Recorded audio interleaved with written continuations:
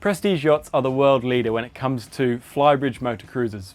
Building vessels from 40 up to 80 feet, there are a number of different hull designs, cabin layouts and configurations available throughout the range. My name is Joe Fox from the team at TMG Yachts.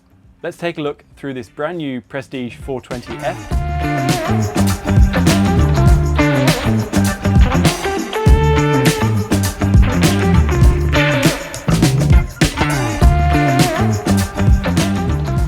Let's take a look now through what this particular vessel has to offer. It really does pack a lot of punch for a vessel measuring 42 feet. We've got very spacious living area, very clever design and amazing cabins and configurable cabins as well. On the stern we have a massive aft platform, perfect for swimming straight off the back and entertaining. Inside the wet bar itself we have a Kenyan electric grill, as well as a sink and a bit of prep space. So this is a really great place for entertaining. You've got direct access into the cockpit just forward. Also, all the smells and all the smoke goes off the back of the boat. Moving forward, we come into the very social cockpit. First thing I notice here is the stern gate, so we can close this off, making it safe for children or dogs or animals. The aft cockpit is very spacious, making use of the full 4.2 meter beam. It really is a huge area for entertaining. The couch on the stern here is very comfortable, really nice angle on the backrest here, so perfect space for sitting with your friends, entertaining, with direct access to the wet bar and the barbecue as well as the galley, which is a little bit further forward. Underneath where I'm sitting here, there is a large storage hatch, just accessed under the cushion here. This can also be accessed from the swim platform, so toy storage, sea bobs, sea scooters, paddleboards, all that kind of thing can be right in there, right where you need it when you're having fun on board. Access to the engine room is right underneath my feet here. Moving into the saloon, we step straight into the galley on port side here. It's a well-equipped galley. There is an electric oven, a ceramic cooktop here, as well as very large refrigeration space. It's a well-equipped galley and it's very well connected with the entertaining zone. So that large area in the aft cockpit that we discussed, as well as having good access to the dining table, which is located in the saloon. Underneath my feet here is also a second access hatch for the engine room. So this is great for letting lots of natural light in if you have mechanics working in there.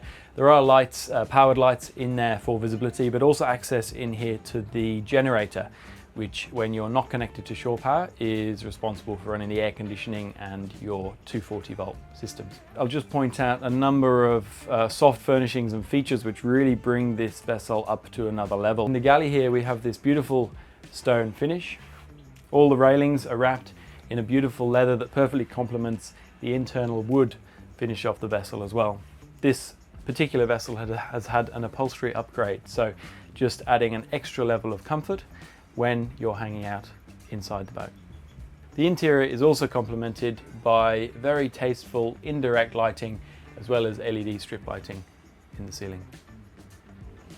Just forward of the galley to port, we have the internal lounging and dining area. This is a very comfortable area, again with that upholstery that I just mentioned. One thing I noticed is the seats are very deep, very comfortable, a nice angle on the backrests. Plenty of natural light with the full ceiling to deck level windows here, and privacy blinds that do come all the way down if you are in here at night to give you a bit of added privacy. This table at the moment is in kind of coffee table configuration. It does double in size and it lowers and raises as well. So you can leave it this size, lower it down, and it's a bit of a coffee table, easy to move around. You can have it at full height and rotate like so, opening up to give you quite a large dining table. In this configuration, the table can go all the way down and you get an infill cushion to go on top of the table, giving you another berth here, so total sleeping capacity for 6 people on board. For a little bit of versatility in this area, there is a removable stool down the aft end of the table here, which can come out into the main passageway here to give seating on this side and easier access down the aft end of the table. Just behind the helm station, there is a 2-seater couch. 3 people would sit there nicely, but yeah, very comfortable with 2 people, making the saloon a nice social area. The dining area in the saloon is seamlessly integrated with the helm station that we have down here. We have 2 helm stations on board. The main helm down here where you would get the boat going from. This is where a lot of your switches are. This is where you probably turn the engines on at the beginning of your trip. We also have a Flybridge helm station, which we'll go through shortly. Sitting here, the first thing I notice is that the floor connecting the saloon lounging area with the helm station is on one level, so it doesn't feel like I'm in a separate part of the boat. It feels very connected, so you can be sitting here, certainly being part of the social experience of having your friends and your family on board. The helm station itself is quite comfortable. There's a footrest here. My feet can just about touch the floor. But nice to have a footrest. Very comfortable, nicely stitched leather helm seat here and very good visibility. So I'm about 6 foot, and looking out of the windows here, I've got very clear, uninterrupted view all the way back to the back of the saloon. So I certainly don't feel like I've got too many or any blind spots sitting in this position. We've got a 12-inch Garmin display here, as well as a second one on the Flybridge, and there is space for a second one here, should I want it. All my operating switches, windscreen wipers, horn, bilge pumps and anchor control is here. Trim tabs control with a chain counter as well, so I can see how much chain I'm dropping. And down the right hand side or starboard side, I've got my helm controls here with the bow thruster and the joystick, which we'll talk through a little bit later on. On either side of the saloon, there are 2 opening portholes, just like so on either side. This boat is fully air conditioned as well, so on a day like today it is pretty hot, so if you're on anchor you might just have the generator on. It's nice and quiet, keeping the internals of the boat to a nice ambient temperature.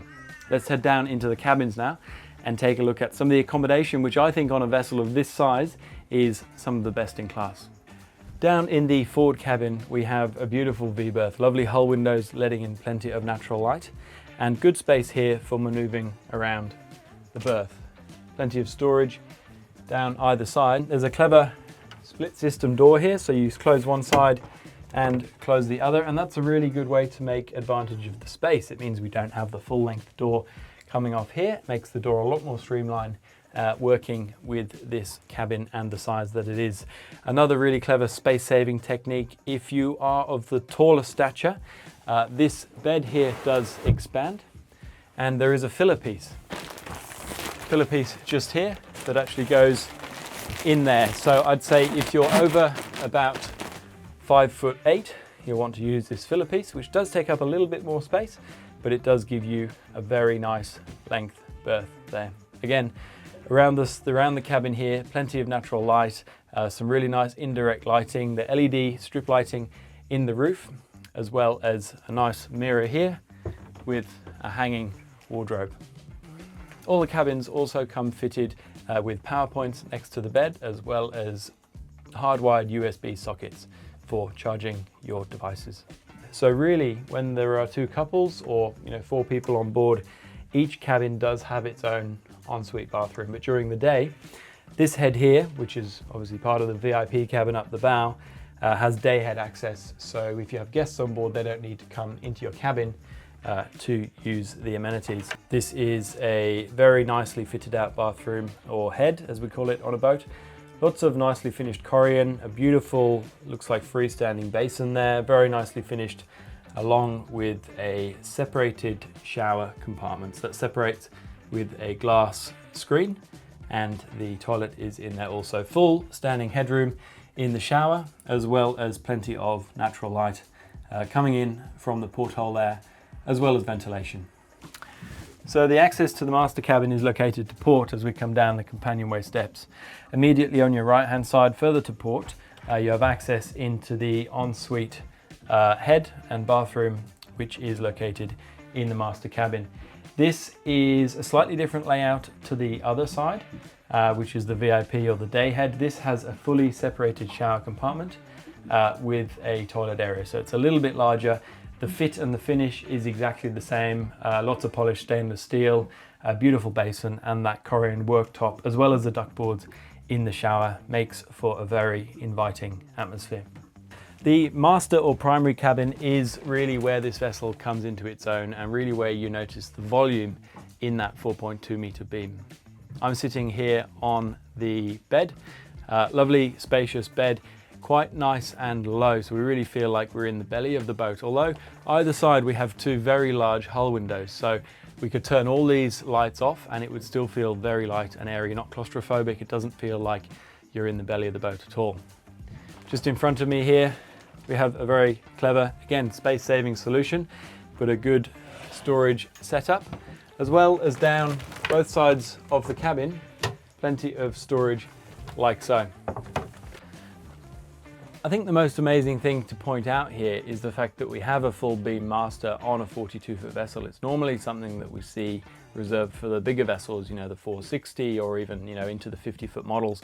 So it's very quite innovative the way they've fitted so much and such a good cabin into just a 42-foot hull. Back on the quality and the design of the Prestige fit out, we have lovely suede leatherette finishings here. Lovely hidden lighting, suede on the wall paneling. It really just gives the boat a very luxurious feel. It really feels like you're in a very comfortable hotel rather than a boat. So having looked through the inside of the vessel, let's take a look up on the bow and then lastly at the Flybridge. Making my way up to the bow, the first thing to point out is that the cabin is centrally mounted, so the access on both sides is the same width. Moving up to the bow, the rail is at a good height all the way along, and then the bow is an incredibly spacious area. Prestige yachts have a signature look where they bring the beam of the boat quite far forward, making great volume in the cabin downstairs, but then also giving you really ample deck space on the bow. The main feature of this bow area is the configurable sun lounger here, so ample sun lounging for up to 3 people. And articulating backrests on section dovers as well to make it very comfortable forward facing, underway at low speed or on anchor. Talking of anchoring, the working deck is up here at the bow. We've got a Lumar anchor winch and a very nice stainless steel anchor mounted on the front. This can be controlled from a remote control in the deck hatch here, at the helm station inside, or from the Flybridge, which is where we're going to head next.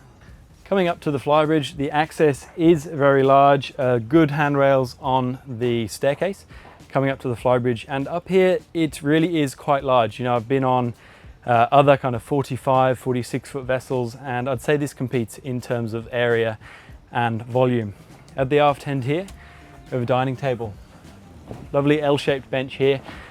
This is actually a very nice space to sit. It's about midday here in Queensland.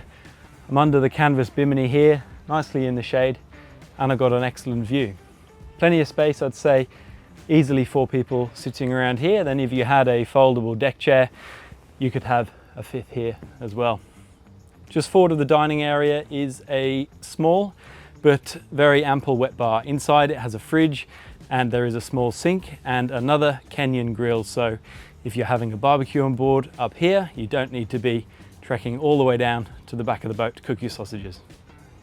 Moving forward of the dining area and the wet bar, to starboard there is a lounging area, which is nice because if you're driving the vessel, you can have family and friends sitting with you. Again, articulated backrests here, which come up to make it a very comfortable area to sit facing forwards when you're underway. You have a good view of everything around. The helm seat itself is a single seat. It does have a bolster, so you can sit a little bit higher and perch up if you like. Or if you want to be a little bit more protected, a little bit lower to the windscreen that we have at the front, you put the bolster down and you're sitting at a nice low level. The Flybridge helm station in front of me does have everything I need when operating the vessel up here. A nice height steering wheel, it's not too low, my knees aren't getting in the way. Again, a 12-inch Garmin plotter here with all my navigation and my charts installed. I've got 2 engine readouts here, so they're giving me the RPM and the temperatures. Any alarms for the engine will come up on here or on these 2 engine controls here. My twin throttles are here, and just on the outside of them I have the Cummins joystick system. Now this operates much like a Volvo IPS system in the way that you can control the boat in a directional way using the direction of the joystick.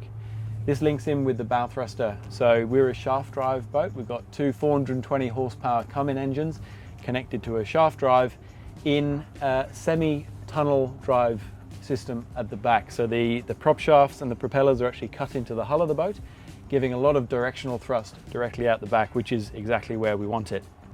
The shaft drives are obviously integrated into this system with the use of the joystick and the bow thruster like I mentioned. So if I want to move the boat to port or to left, I push the joystick to the left and it puts one engine in reverse, one engine in forwards, which moves the stern of the boat to the left, and then also the bow thruster moves the bow to the left or to port. So quite easily I can control all three of the main drive systems, two engines and a bow thruster, with one joystick control. So for beginners or for people looking for a really easy to maneuver vessel, this is a very great system with single touch maneuvering. We do have one of these downstairs at the main helm station as well. Also located at the helm station is the VHF radio just here, and the trim tabs, as well as all the running lights and switches that we might need. Above your head when you're on the Flybridge, giving you ever important sun protection, is this canvas bimini. It is nice and secure. It's nicely finished. It gives you large coverage, so really all the way to the back of the seating and then all the way to the front of the helm station. So I'd say about 90% of the Flybridge is covered by this, and it does have integrated lighting as well. Prestige Yachts really is a brand on the rise here in Australia, and here at TMG Yachts we are proud to be partnered with one of the leading boat manufacturers in the world from the biggest boat manufacturing group. My name is Joe Fox from the team at TMG Yachts. Thank you for watching this walkthrough of the Prestige 420F. If you did enjoy this video, do like and subscribe to be updated with more powerboat and prestige related content in the future.